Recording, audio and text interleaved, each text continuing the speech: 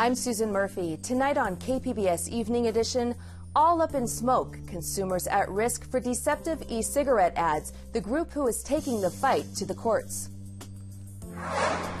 A new development in the deadly attacks in Paris, the alleged architect killed in a shootout with police. I'm Amitha Sharma. The agency is taking the fight against terrorists on the ground and online. Plus, they're asking for open hearts and open wallets. The San Diego group's helping to feed people in need for the holidays. Everybody's sick. Even if we weren't directly in contact with the river, the water that's coming through the tap is bad. Mexican health officials are dealing with the aftermath of what some call a toxic bomb after a mine spill into a river. The case is shining a light on water quality standards.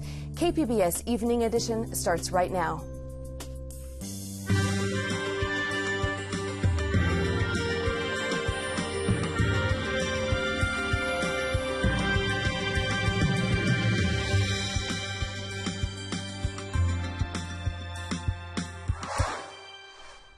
Good evening. Thanks for joining us. A California environmental group is suing more than a dozen e-cigarette makers for failing to warn consumers that their products are dangerous. From our North County Bureau, KPBS health reporter Kenny Goldberg has more on the toxic consequences.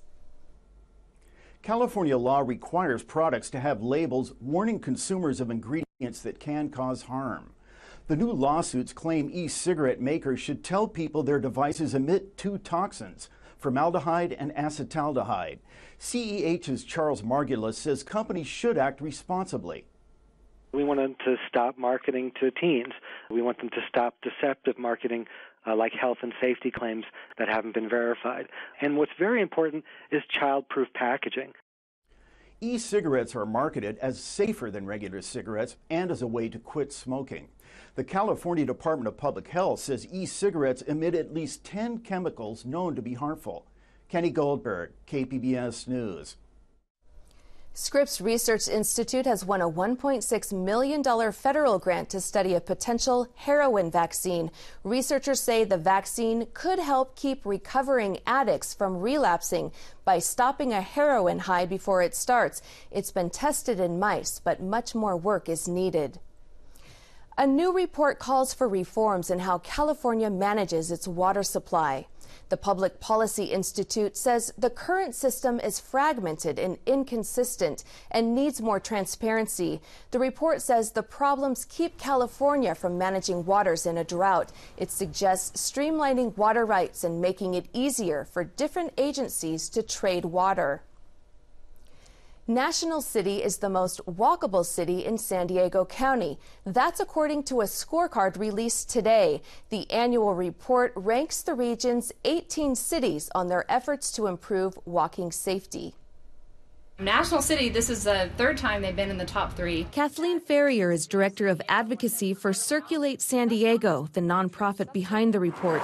She says National City tops the list because of its programs to educate people on safe walking and its pedestrian-friendly sidewalks and street crossings. She says the scorecard is based on 25 categories. One is our pedestrian collision rate, so we need to look at how safe are people when they're walking and how many people in the city are walking. We want to look at what are they doing, what are cities putting in the road and the streets as far as infrastructure to improve walkability? What are long-term policies that they have in place? Other top cities include Solana Beach and Encinitas. Lowest on the list is El Cajon. The report comes as pedestrian fatalities in San Diego County are on the rise. 88 pedestrians were killed in 2014. That's a 35% increase from the previous year. Today, the House passed a measure to impose even higher scrutiny on Iraqi and Syrian refugees coming to the U.S. It's a response to the terror attacks in Paris. San Diego Democrat Scott Peters joined Republicans Darrell Issa and Duncan Hunter in voting yes. Democrats Susan Davis and Juan Vargas both voted against it. President Obama says he will veto the bill. The Prime Minister of France says it's probable there are still active terrorist cells in his country after nearly a week of police raids targeting Islamic extremists. He says France is under a long and permanent threat. In this country, the head of the FBI says his agency is keeping a close eye on Islamic State supporters in the U.S. Amitha Sharma has more. Abdul Hamid Abaoud, Islamic State militant and suspected mastermind of the Paris attacks, was killed in a police raid yesterday. Last week's bloodbath in Paris has renewed focus on whether such an attack could happen in the United States. Joining me to talk about this and other topics is FBI Special Agent Gerald Foxworth. Gerald, welcome to the program. Thank you. There are reports that the people who organized the attacks last week used encrypted data. FBI Director James Comey is calling on law enforcement to get more access to encryption technology. What does the FBI have access to now vis-a-vis encryption, and what do they not have access to? Well, what you're talking about is what we call going dark. And going dark refers to our ability to lawfully collect and intercept communications through a court order, a subpoena, or some other type of lawful order. After 9/11, what we saw is that we were able to take a court order from a federal judge or a subpoena to a communications carrier and ask for specific records and lawfully obtain that information because they had the capabilities to provide it. Now what's happening with the evolution of technology is that we go to a communication carrier, we provide that lawful order to them, and then they tell us that they don't have the means to provide it just because of the technological capabilities, or they haven't built in capabilities to provide that to us. So it's of great concern to us because it impedes our ability to conduct investigations, to collect the intelligence and the evidence that we need in these cases, and hope and prevent possible terrorist attack. What I'd like to say though is number one, at this time we don't have any specific credible information that there are any threats to San Diego or to the United States. But that's constantly evolving and it's changing because we're always evaluating the threat information that's coming from these different groups. And what you see happening is that as we get this constant stream of information, you will see different law enforcement agencies maybe changing their security posture. But nevertheless, we don't have anything that's specific or credible. Now, technology experts say, though, that if you build an encryption system that allows law enforcement access to it, it will weaken the system and expose the personal information of citizens to foreign countries and malicious hackers. Is that a legitimate point? I'm not sure. I would imagine that there should be capabilities to protect that information so that only when they're compelled to provide it through some lawful means that they provide it, as opposed to that having it some type of open system.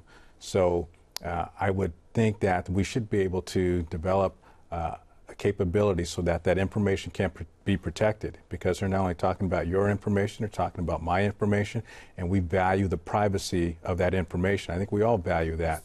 But when it comes to a lawful order, which says that there's probable cause or that there's some reason to provide that information to law enforcement, then we should be able to get that, and that's what we're asking for, is a capability to provide it in those circumstances.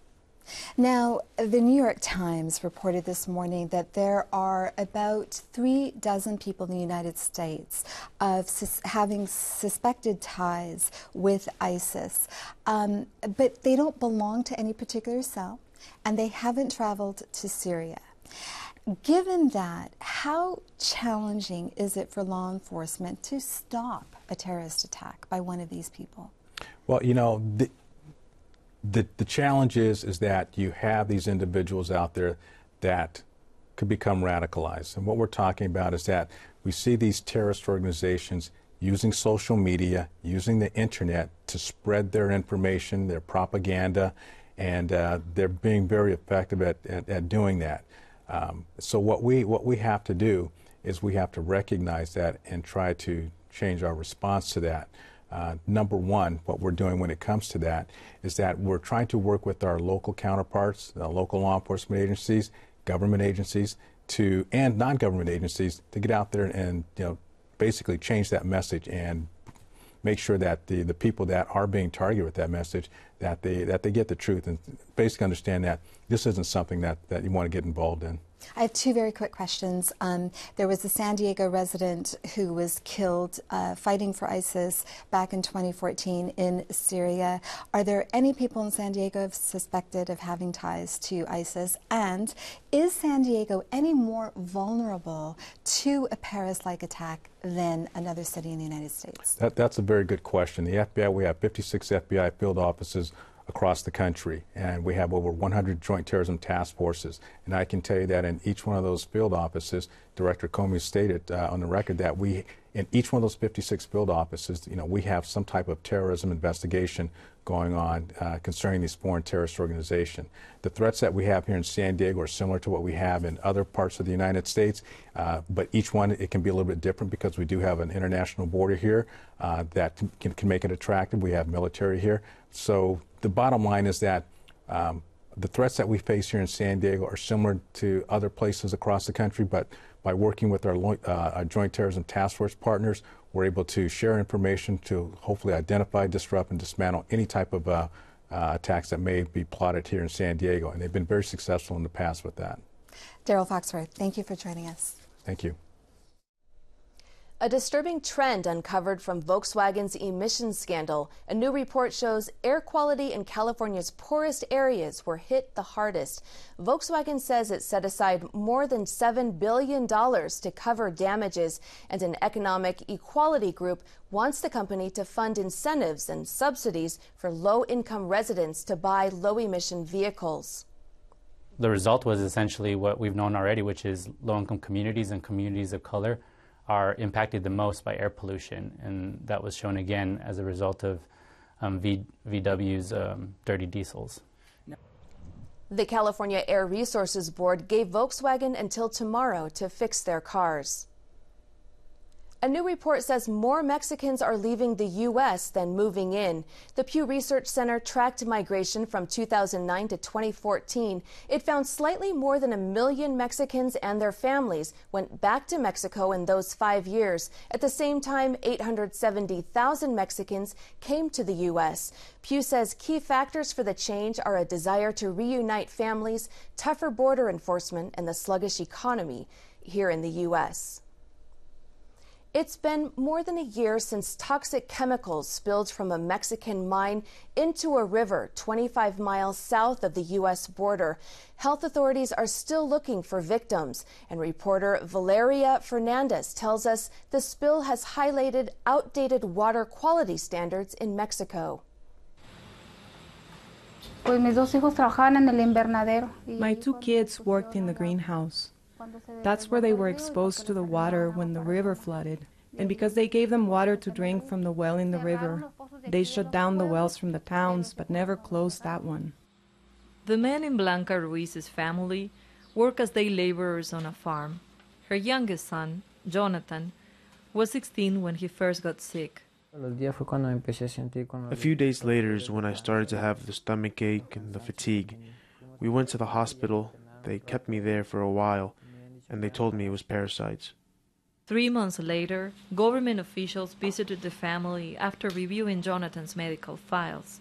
They tested his blood for heavy metals. His health got worse, and the results never came. There were times that he wouldn't tell me. I saw him grabbing his stomach and curl up his body. Authorities found arsenic, manganese, and aluminum, among other toxins, in the river. It was a toxic bomb. Practically all metals have a toxic effect in the body at different concentrations. Héctor Duarte Tagles is an environmental health specialist at the University of Sonora. He says these chemicals could contaminate not only the river, but the water wells supplied by its waters. There is a high risk if people begin their treatment late. The longer some contaminants are in the organism, the more difficult it is to get rid of them.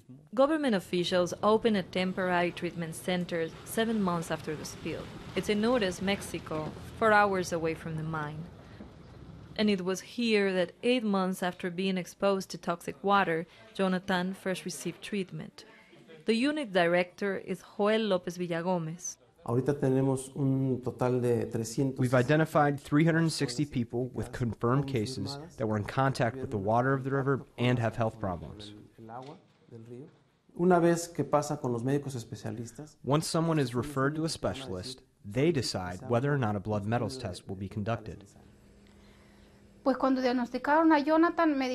When they diagnosed Jonathan, they said it was manganese and that he'd be monitored for 10 to 15 years with studies every 3 months. If the government knew there were so many affected, because they knew what was happening, why didn't they take actions right away? Adolfo Garcia Morales, then a Sonora delegate to the Secretary of the Interior, says they have and continue to take action. The epidemiology unit opened recently, but that doesn't mean that we haven't been providing care to the population. We've been inviting people to have the necessary tests conducted. Mexican officials say they are monitoring chemical levels in the water and that it's now safe to drink. I would say that they have to do studies on all the people on the Sonora River, each family, because everybody's sick. Even if we weren't directly in contact with the river, the water that's coming through the tap is bad. The recent spill drew attention to outdated water quality standards in Mexico. The Mexican norm for arsenic, one of the chemicals found in the Sonora River, is 2.5 times the acceptable limit set by the World Health Organization and the Environmental Protection Agency in the U.S. The authorities have said numerous times that the pollutants are below the maximum amount allowed. That's a play on words. Just to say that it is below the maximum limit creates a false sense of security. Environmental and ecology professor Reina Longoria tested 6 residents drinking from wells close to the river and found arsenic in their blood, 10 to 19 times the recommended limit.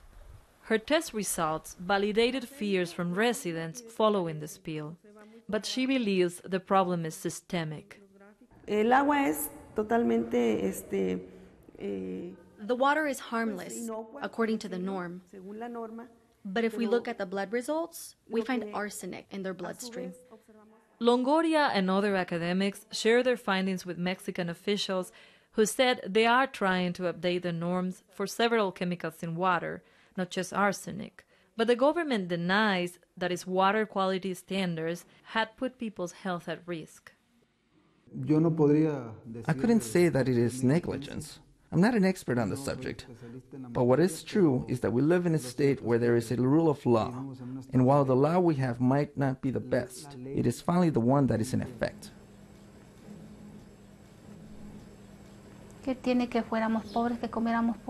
Who cares if we're poor and only eat beans? It's better than being like this. We're sick, and we don't even know what will happen at the end of the day. They can say it's all good and that he's improving. But truth be told, we don't know. Last year, Mexican health officials presented legislation to bring Mexican norms for water and salt quality into compliance with international standards. The proposal is still pending. For the Fronteras Desk, I'm Valeria Fernandez with the Arizona Center for Investigative Reporting.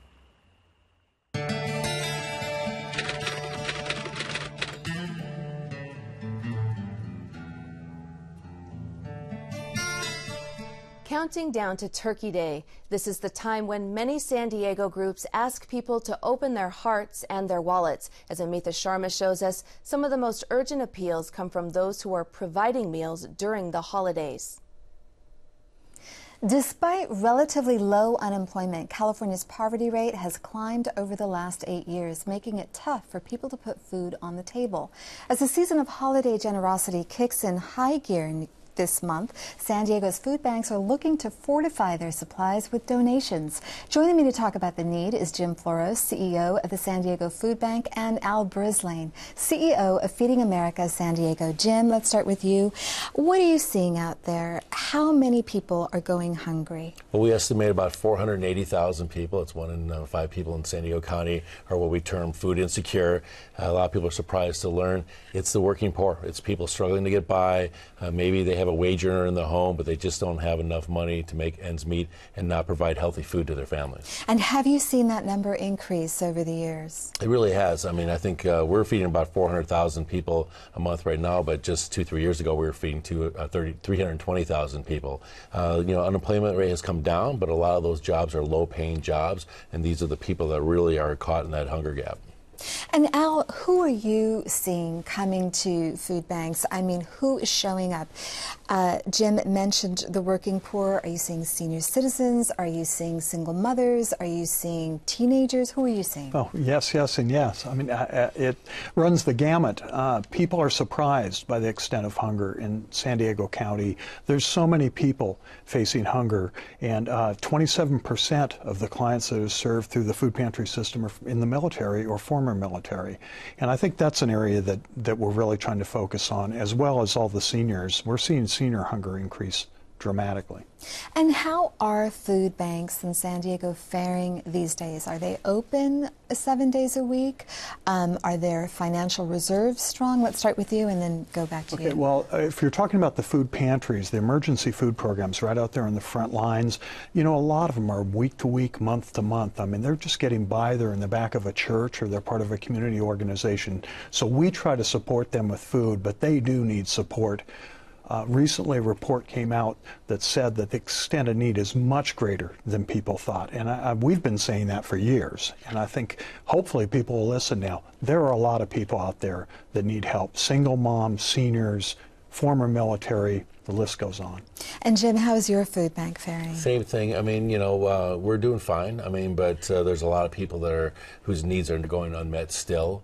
There's that 480,000 figure, and as Al mentioned, we have seniors on a fixed income, low income, active duty military, and people just generally living in poverty, children living in poverty who maybe their last meal of the week is on Friday at school and they don't eat all weekend until they come back to school on Monday. So as much as we're working and capacity building and really providing food to all these nonprofit partners, still the meat is going unmet. Al, where do food banks get most of their food? Well, in our case, most of our food comes from the food industry. We work closely with manufacturers.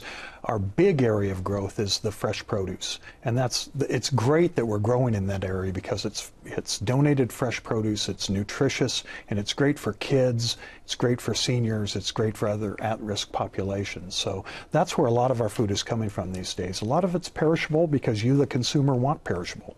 So that's what the people are manufacturing. That's what they're growing. So, Jim, with Thanksgiving coming next week, what can people do to help? Well, we're in the middle of our holiday food drive. It's November and December. We like to say it's all food bank all the time. So during this holiday food drive, we're hoping to raise about 600,000 pounds of food. So we're partnered with Vons and other grocery outlets. People can go, they can donate food when they're shopping at Vons, or they can go online, SanDiegoFoodBank.org. We can take $1, leverage that into 5 meals. We have a virtual food drive. They can actually buy food on our behalf. So every little bit helps, and people should know that they need to come out and support their local community. And will both of your groups be serving holiday meals?